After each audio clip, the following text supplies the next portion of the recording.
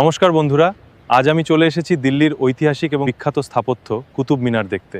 আজ আপনাদের সঙ্গে এই অসাধারণ জায়গাটা ঘুরে দেখব। শুরু করা যাক আমাদের আজকের কুতুব মিনার ব্লগ। আপনারা একটু ভালো করে দেখুন কি বিশাল আর অসাধারণ এই স্থাপত্য। কাছ থেকে দাঁড়িয়ে ওপরের দিকে তাকালে এর উচ্চতা আর কারুকাজ দুটোই আরও ভালোভাবে বোঝা যায়।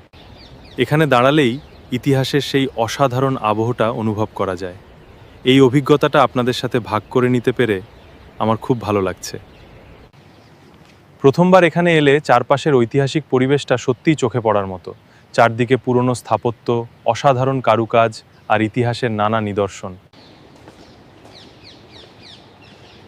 কুতুব মিনার শুধু একটি উঁচু মিনার নয়, এর চারপাশের পুরো প্রতিটি অংশের মধ্যেই রয়েছে বহু বছরের ইতিহাসের ছাপ।